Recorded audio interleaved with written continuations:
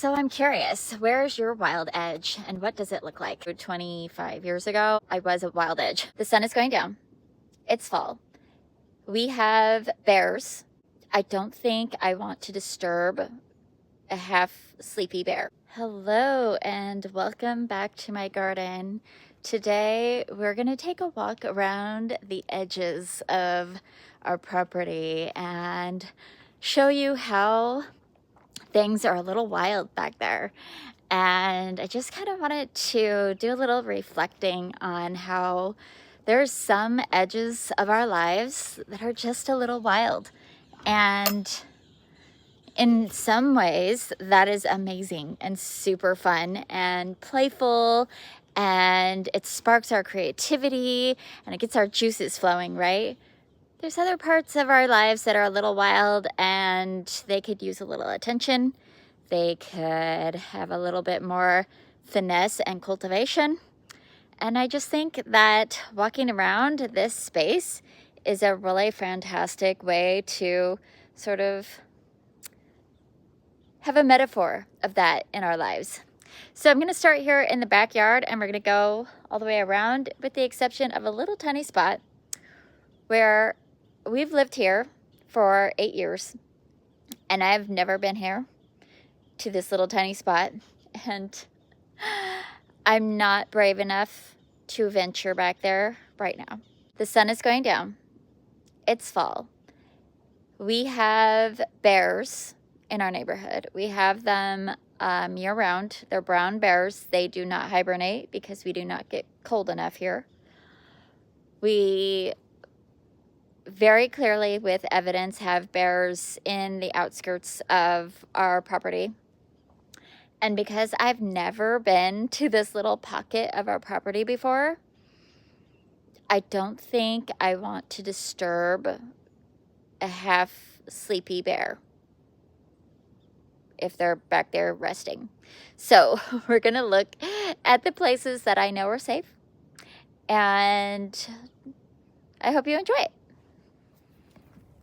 All right, we're going to start back here. We've been here a couple of times this year working on our compost pile and preparing the dead hedge, all of that. We also cleaned out our shed together, and that's the back of our garage right here. So this is the edge of our property.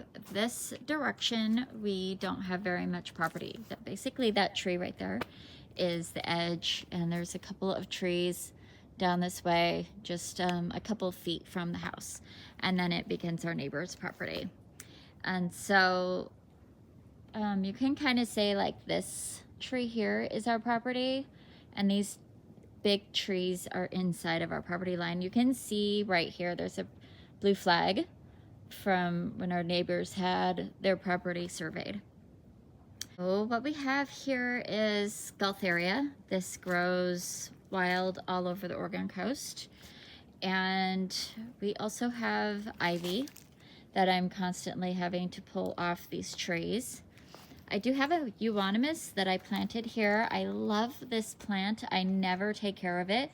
It just gets watered by the ground. We rarely remember that it's even here, but when I am back here, that yellow margin pops in the shade so beautifully. It's just like a really fun plant to have deep in the shade. I'm gonna go around the trees, and we do have a little bit of a trail here just because we planted some Edgeworthia here recently. Right here, there's a little one down there. There was 4, I don't know. Just to kind of give a screening hedge to our neighbors for both of us to have privacy. But if you look right here, there's some trash on the ground. Yeah. That's one of the pieces of evidence of bears because nobody's back here, and what happens is they will bring a bag of trash back to this part of the property and tear the trash bag apart and get whatever they want, and then leave leave everything behind, and Spencer and I have to come and clean it up. And every once in a while, there'll just be like little bits like that. So they're still around, they're still hanging out. Anyway, let's keep going. So backing away from the Escallonia and panning around, you can see that it gets pretty wild over here. We have lots of ivy, English ivy. We have lots of Gaultheria. We have a cedar tree that is losing its lower branches, which is normal for these big, huge trees that have shaded out their bottom limbs. But also, there's a lot of ivy growing on it that needs to be addressed again. When we first moved in here, we cut all the ivy off of the trees and made like a 8-foot separation from the ground to the ivy that was crawling up, and that's kind of how you address ivy on trees in the forest. But we have not been very good at keeping up on that. Behind the compost bin, we kind of have been piling like blackberry bramble and loose sticks, which this summer we started sort of sorting out when we created our first dead hedge. We'll continue to do that as we create more dead hedges. It's a little precarious to walk through here because there's no way to know like where we've piled sticks if I'm just gonna sink straight through. The property goes, rolls downhill pretty significantly from here. So I'm just gonna kind of show you from this angle, especially since, can you see that those tree limbs have broken right there? There's a lot of kind of wildness happening like that needs to be addressed and can be a little bit dangerous to walk around in. So I'm gonna just not walk underneath the broken branches, and we're gonna walk along the edge that we've been using. Oh, I think I just stepped in a blackberry because it poked my leg. Okay. So this is the path that we've been using. It was the path that existed when we moved in here. We've just maintained it.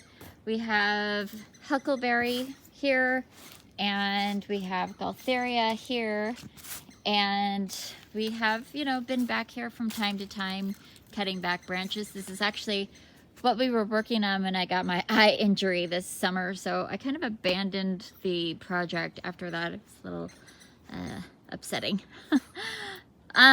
Keep going here. About a year ago, maybe a year and a half ago, I had a big, huge birch tree that was leaning way over, and my brother came down and cut that down for me. So there's evidence of activity right here because we were walking through here when we cut down the tree. But you can see Mother Nature just starts filling in the hole. And you can see that all of these trees need to have ivy removed from their trunks. And that's becoming a really high priority on my list. This is the section basically from where we cut back the tree all the way over to there that I've never been behind this Gaultheria and bramble that we have going on.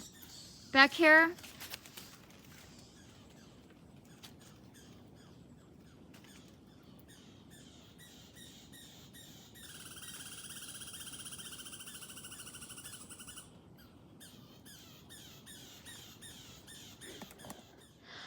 I know it must be pretty easy to navigate, or more or less, because our neighbor's dog, who lives kitty corner from us, she comes to visit us often, and she'll like jet through that part from her yard to our garden, and she'll pop up through in that space.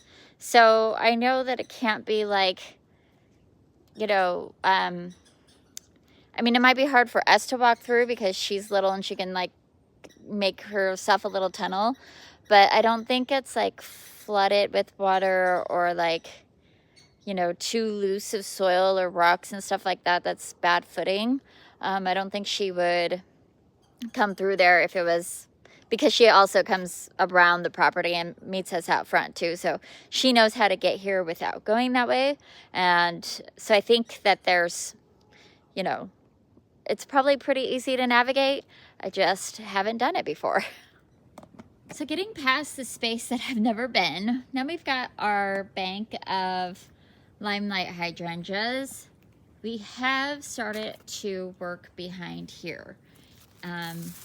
Get back here. Okay. Okay. Started to create this trail, and we stopped at this tree. But you might be able to tell that there's a little bit of a trail beyond that tree, which is most likely made by bears. In other parts of this region, I would say deer, but we've never seen a deer on this property, so I don't think it's deer. It could be the dog, but it's most likely the bear. So anyway, we got this far, and then we haven't bridged the gap yet. And we actually haven't worked in this part of the property at all this year. So everything that you see is work from 2 years ago, or summer before last, whatever that is. 18 months ago, I guess.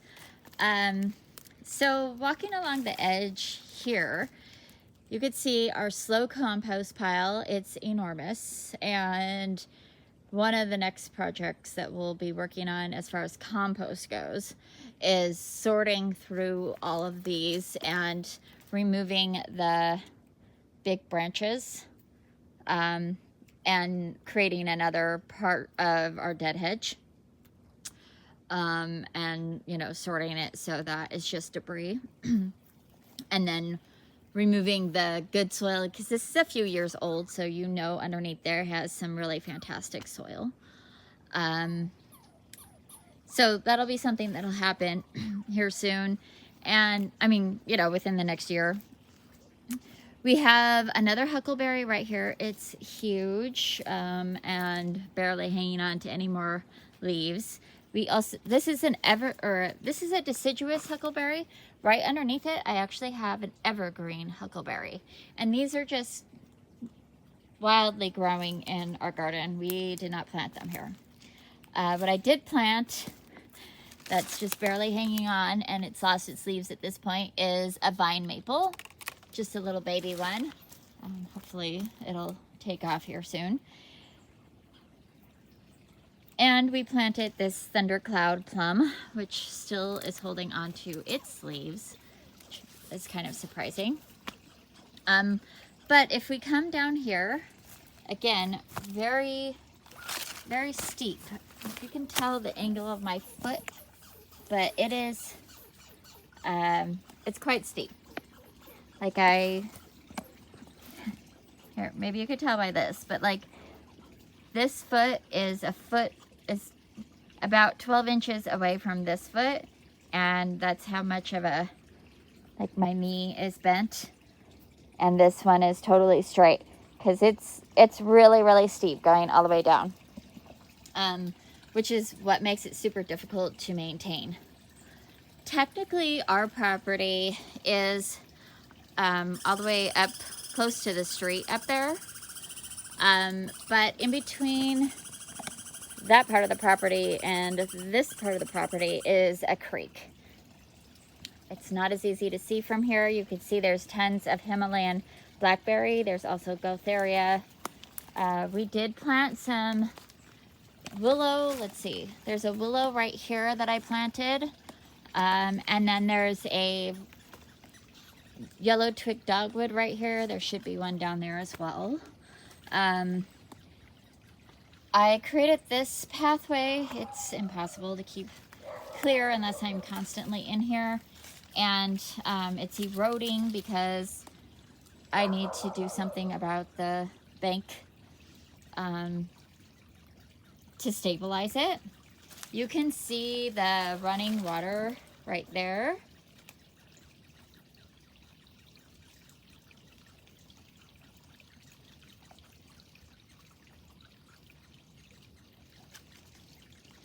And there's another piece of trash I see, quite a bit.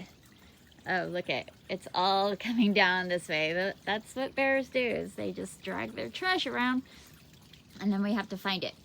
The yellowing leaves are skunk cabbage, and we have a lot of skunk cabbage in the spring, which is a really beautiful yellow flower. A little bit stinky, but beautiful. Keep going down this way a little bit. Can't really go past this way without just getting in the creek. So unfortunately, the trash is really marring this view, but I love how the roots of this tree shows. It's such a magical moment in the garden. And I'm seeing there's a new holly that is growing. No! And that's, squirrels are scaring me. Okay. Just jump over there. Okie dokie. Oh my goodness, those squirrels, they startled me. Okay, I'm gonna get out of here. Leave them alone. We're gonna keep walking down a little ways. Yes, I saw you. I did see you. You scare me. She's chattering at me now. We're gonna walk down a little ways and I'll show you another part of the edge. So this is the pathway we just walked up here, and then this is kind of the edge that we see the most. And again, a huge evergreen huckleberry. All of this is an evergreen huckleberry. So much fun. And then the creek is down there. There's a pipe there that is actually part of our gray water system. So the pipe goes underneath the ground, and I don't really know where it pops up, but it pops up underneath our house somewhere. And our washing machine and bathroom sinks and shower are all connected to that gray water system.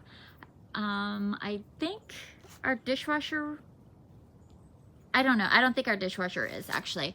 It's not on the same side of the house. So I think it's just this plumbing on this side of the house is attached, which is why we planted this gunnera, because this whole area stays very, very moist. Oh, there's the pipe right there that goes underneath the house.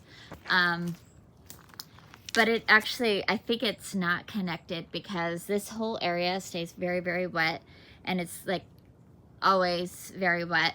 And the gunnera actually really helped us with this area, not just be a muddy mess every single day of the year, because it absorbs a lot of the water. However, our water table is very high down in this area, which is why we've got this pallet walkway, why we put down rock to make it a little bit more pleasant to walk around in, especially in the winter and spring. Spencer and I are actually talking about removing the pallets in this part of the garden and continue to have them up there, but just in this area, because this is the new poison garden that we are developing, and we just want a different look in here. Moving through to the next part of the edge, stop and look at the sweet snowberries. Oh, they're so cute. So this kind of goes over the top of the creek, and the creek kind of comes out right here from underneath the ground. So at this point, our creek is under the ground. And so we started to develop this area slowly, but up here, there's lots of gaultheria. There's lots of ivy. We have some black pussy willow planted here. We have a rhododendron that we planted. I've tried planting red twig dogwoods and Rosa rugosa up here, but we weren't very diligent about taking care of them, so we lost a lot of those shrubs. And then we have these huge rhododendrons on the edge here, which I started doing rejuvenation prunes on. So they were all just these really spindly things, but I did some cuts down low, and we've got this nice beautiful bush coming up. So next spring, after they're all done flowering, I'm actually going to be cutting out these really big ones and just let the fresh growth fill in the space. Which is gonna feel a little strange because the leaf canopy kind of protects our like kitchen windows and creates privacy, but it's necessary for the health of the plant and the longevity of having that plant flowering in our garden. And it's a beautiful, beautiful rhododendron, so we want to encourage it to keep living for us. So we have been up underneath these rhodies before and weeding. It's also been a couple of years since we've done that. Sort of reclaiming this space just this year. Planted this oak leaf hydrangea, created this dead hedge. And I know I've mentioned the dead hedge a few times in this video, so if you haven't watched the dead hedge video and how we created it and why, I'll make sure that is linked in the description below so you can check that out. But it is a fantastic way to handle woody debris in the garden. Continuing to move along the edge here, we've domesticated the front layer, but then there's the rhodies, and then behind the rhododendron, I also put this little pocket of primrose here on the ground. But if we go back behind that, we can see that the potential to just have a really fun secret fort is pretty high. I mean, if I was a child, I'd be removing all those like dead twiggy branches and like reading in there for hours, I'm sure of it. So it's something on my mind that I want to create this like really secret little pocket in my garden. We also have these big, huge, beautiful lilies that come up, calla lilies, right? And then going up the hill here, which we don't use, it's just we do have a hose going up that way, but we are slowly developing that area to hold the erosion, because you can see it's all ivy, and if we just remove all the ivy, then the soil will all loosen and erode. So we're slowly replacing the ivy with vinca so that we could hold the soil with something that's not invasive the way the ivy is. And from that space, this is kind of an edge that we see. This area, even though it looks about the same as the rest of the hills, it is insanely steep. It's just that the ivy has built up over itself, so it looks puffy. But I started to pull ivy up there this summer, and I was basically, the only way that I could stabilize myself is to be on my knees, because the angle for my ankles and my feet was pretty much impossible to hold. Alright, we're just gonna go along this edge. So this part of the garden has all been domesticated, right? We've been up here lots of times. This is right along the street, and of course that is our front yard where, you know, everything happens. But we also try to pay attention to some of the edges, which is kind of where we're going right now. So we just planted this macrophylla hydrangea this summer, and I try to keep the ivy back so that this isn't all ivy. We planted this pampas grass, And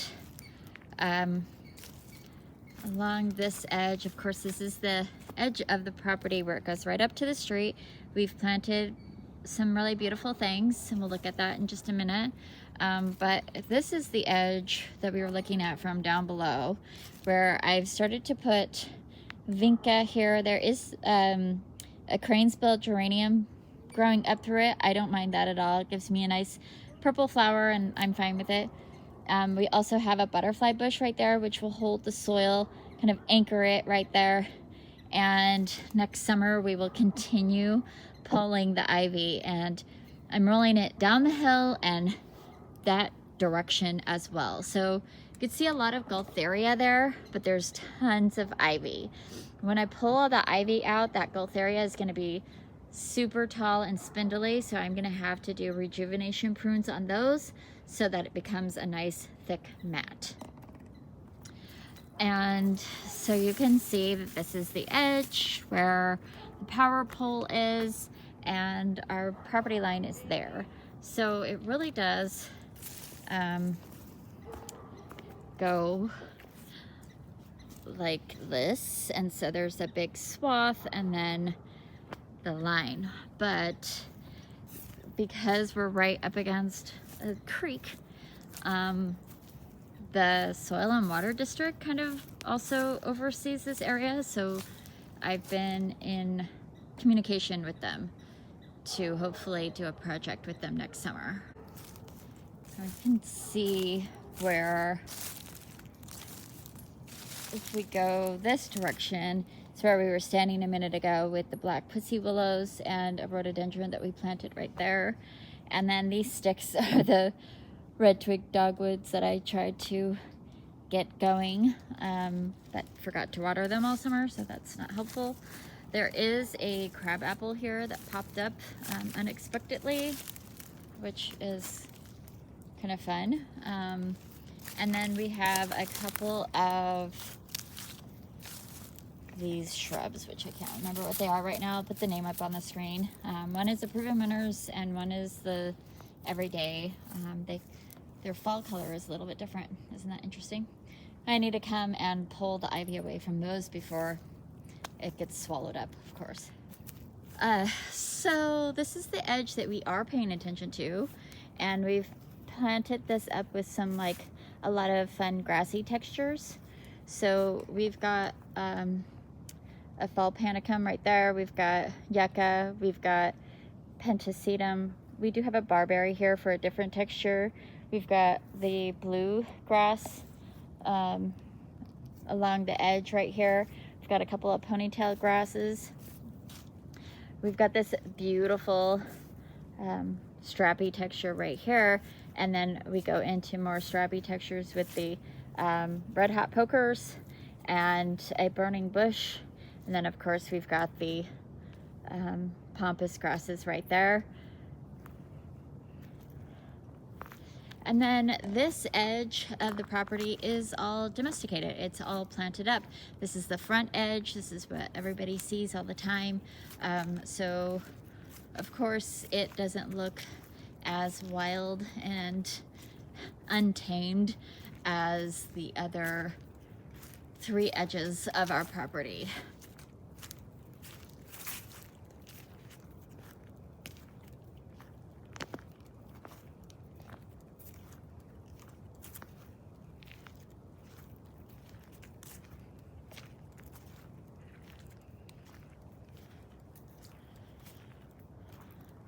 So in some ways, this is an edge where we've got our privet hedged right here in the end of our home. But reality is, this is the edge that meets behind the garage, and it really just goes right along our driveway in a couple of feet. And all we do here really is make sure that the plants don't scratch our cars. You can see there's a little blue flag right there, so it kind of goes at a slight angle, and really most of this is not ours, but of course we're going to maintain the things that are growing over the driveway, and From time to time we have to come in and like limb up the branches and of course remove any bindweed or blackberry. And then right here we have a myrtle tree, just full of berries right now, and the hummingbirds just love that thing. So, and then we just have Gaultheria mostly growing here, but it's very shady, so it's spotty. I keep thinking that fern is in, like, so dark. I keep thinking I should maybe plant ferns along that edge, especially since we're always digging up ferns from other parts of the garden because they're just in the way. We have an abundance of ferns, so I can definitely maybe think about moving those up into that hillside, only because again we're working with the whole erosion issue where eventually that little hill between my neighbor's home and our driveway could slough off and you know, be a problem if we don't control the erosion. Of course, you can also look at edges of the garden as defined edges, like our fence line here, planting along the edge of a fence line. The garage creates a edge, of course, rather than just the wild edges of the untouched parts of the garden. You might have more defined edges like these. So I'm curious, where's your wild edge and what does it look like? I will say that at my current age, I don't have much of a wild edge. Not in comparison to 25 years ago. I was a wild edge. I was super edgy, super wild, and I had a lot of really amazing experiences as I allowed the wildness to consume me. But as I've gotten older, becoming more cultivated, domesticated, slowing down, I really appreciate having those boundaries, because without it, I was destroying my life. I was destroying my relationships, and I had no sense of purpose. I didn't know where I was going. I didn't know which direction to look. I didn't feel at home anywhere in the world or in my body. And I was seeking and searching and not putting in roots. And once I finally turned the table a little bit and I started putting down roots and I started paying a little bit more attention to what I really wanted, it became very clear to me that I wanted to remove the blackberries. I wanted to remove the weeds. I wanted to take out the diseased and broken things in my life. And once I did that, I felt so much more free, and I feel at home in my body, and I feel at home wherever I am. I don't need to be at my house, and I don't need to be in my mom's living room. I just feel at home because I know where my edges are, and I know what I'm willing to have creep into those edges.